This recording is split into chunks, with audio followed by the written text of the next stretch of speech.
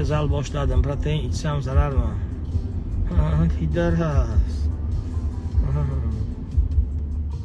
Ya, senlar meni boshqa asabimga tega olmaysanlar. U trener bo'lgan paytim senlar meni tugatgansanlar. Mana shu sochlarim, mana shu yonboshlari ketib qolganiga mana shu proteinchilar aybdor bo'lgan. Pidaraslar. Protein bu tarjima oddiy oqsil xolos. Tvorogda ham bor, tuxumda ham bor, go'shtda ham bor. Shuning uchun proteinni sotib olib nima keragi bor? Просто go'shtni, tvorogni, tuxumni, balig'i ko'proq yeyish kerak. Hammasi oddiy-ku, suka. Nima keragi bor? Odamni o'limidan 5 kun oldin qaratib o'ldirib, pidaras. Nima keragi bor, suka? Nima baraka topasan? Ha? Ko'zim oldida ko'zimga qarab turib protein zararmi deb so'ra olaysanmi? Agar shunaqa deb so'ra olsang, ko'chada qo'yda ko'rib qolsang, mendan so'ragin, protein zararmi deb men senga o'zim yaxshi javob qaytaraman.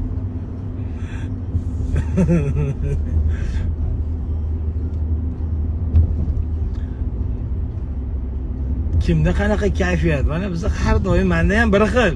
Mana zalga ketyapman, boks.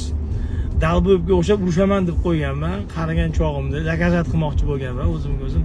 Otabek, kelyapman ukajonim. Shunga hozir 2-3 oy vaqtimiz bor. Endi 1 yildan beri trenirovka qilib yotibman. Bir kun chiqib, 3 kun chiqmay bo'lsa ham, lekin qilib yotibman. Qo'llarim uncha kelishib qolgan. Distansiyadan chustut qilaman, sapbiniki chustut qilaman. Reaksiyalarim uyg'ongan. Shunga bitta jang qilaman, keyin yana kachkaga qaytamiz. Chunki kachkada juda ko'p anaqalar bor. Rejalarimiz bor. Xudo xolasa, balki musobaqaga ham chiqarman yana kachkadan qaytib. Bir marta musobaqaga chiqsam kerak. Endi men o'zimga shunaqa maqsadlar qo'yaman-da, sellar qo'yaman-da. Mana bilasizlarmi? Shunaqa tarixga nazar solsanglar, mana kitob kim ko'p o'qigan, mana ahamiyat bergan bo'lsanglar, ana Michelangelo, haligi mashhur insonlar bo'lgan, mana tarixchi, yozuvchi, rassom, sportchilar bu bor narsada karyeramni tugatdim, ishimni tugatdim. Bo'ldi endi deb ishini to'xtatib qo'yadi-yu. O'shanaqa karyerani tugatdim, endi dam olib yotaman degandan keyin 99% holatlarda o'sha mashhur odamlarning hayotini tekshirsanglar, 99% holatlarda ular tugatgandan keyin asoslan miyasidan shuni chiqarib tashlagandan keyin bo'ldi dam olaman degandan keyin dam olmaydi.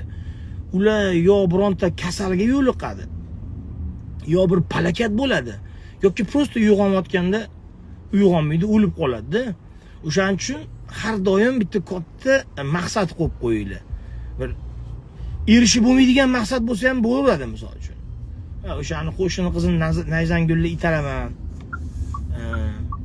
deb, bu Nayzangul juda bir baland oiladan bo'lsa ham o'sha sila притяжения, sekret bor, shunaqa kitob o'qisanglar, yopiq eshiklar ham ochiladi. Har doim shu narsani o'ylayverasiz, shunga stремиться qilasiz. Ya'ni stремление degani maqsad degani nimada bo'ladi? O'shaning uchun prosta bu desangsa qilmayman, endi topgan pulim o'zimga yetadi, tashag'imni osiltirib yotaman desangiz, 99% holatlarda tashag'ingizni osiltirib yota olmaysiz. Bir yo balo keladi, bir yo qazo keladi, yo bir kasallikka uchraysiz, bir balo bo'lasiz-da, qarochi bor-ku. O'shaning uchun maqsad qo'yinglar. Shunaqa, yana bilmadim. O'zimdan o'tgan narsalarni har doim yavam raskazoyda. Hozir o'rischa gapirsam, o'zbekcha gapir deysizlar. U nimaga ko'pincha o'rischa gapiraman? O'zi o'ris tili so'zga boy til. O'zbek tili so'zga unchalik boy emas. Ya'ni bir xil so'zlar ko'p. Nimaga dunyodagi eng zo'r qo'shiqlar, masalan, ingliz tilida so'z juda ko'p. 25 mingta so'z bor. 25 mingta. Ingliz tilida. O'ris tilida menimcha 2,5 mingtami so'z bor. O'zbek tilida juda kam so'z bor. Shuning uchun Xudoga shukr bir vaqtlar o'ris qizlar bilan yurganim mana qaranglar-da, bu dunyoda hech narsa behikmat bo'lmaydi.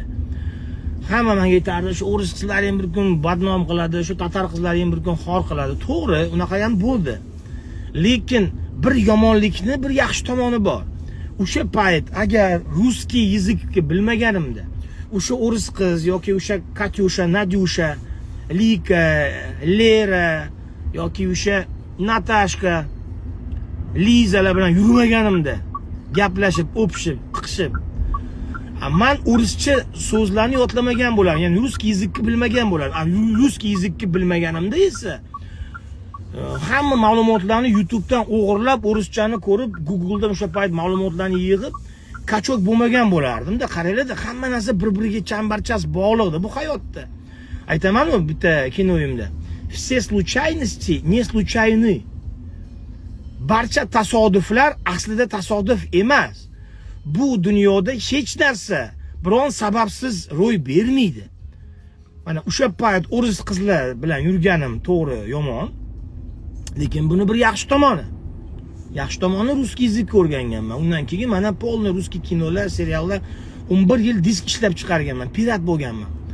O'sha disklarni обязательно o'rischa yozish kerak bo'lgan описаниесini, bayviklar degan kolleksiya qilardik, 10 ta bayvik yig'ardik, orqasiga описаниесini qo'yardik, yozardik.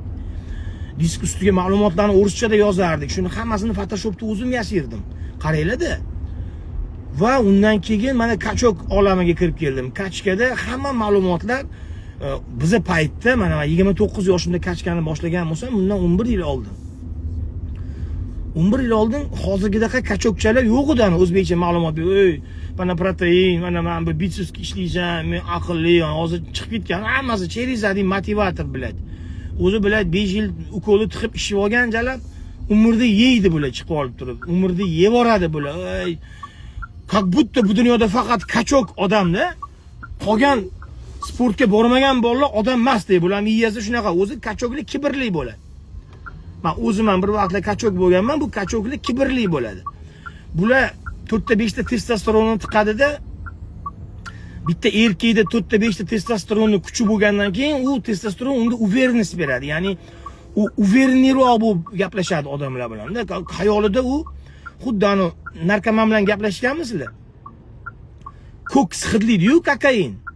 Kokainni hidlagan odam hamma narsadan zo'rman deb o'ylaydi-da o'zini. Men ham pizdes kishaman, ham golfni ham zo'r o'ynayman, qo'shig'i ham zo'r aytaman deb o'ylaydi-da ular. Koksda.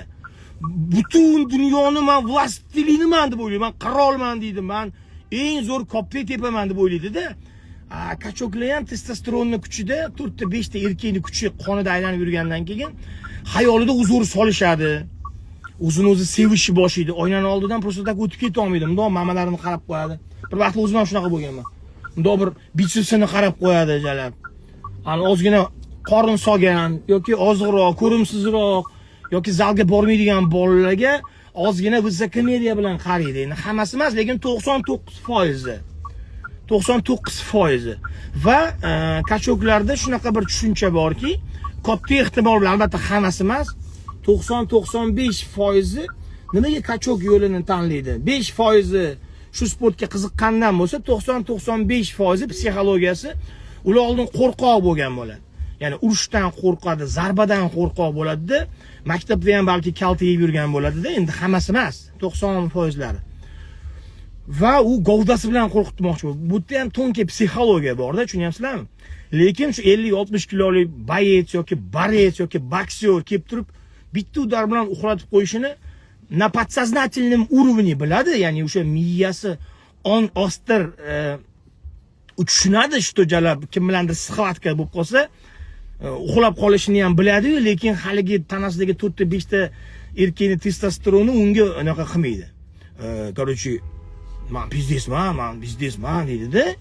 Shunaqa tomonlari bor jalab. Men ruskiy yezikdan boshlagandim, kachokka o'tib ketib qoldim. Xullas ruskiy yezik foydasi. Keyin men o'rischada ma'lumotlar izladim. Trenersiz kachok bo'ldim va musobaqalarga chiqdim.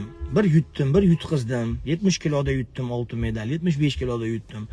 Keyin Yevropada 37 ta davlat ichida statuetka oldim. Top 6 ta finalistlar qatorida.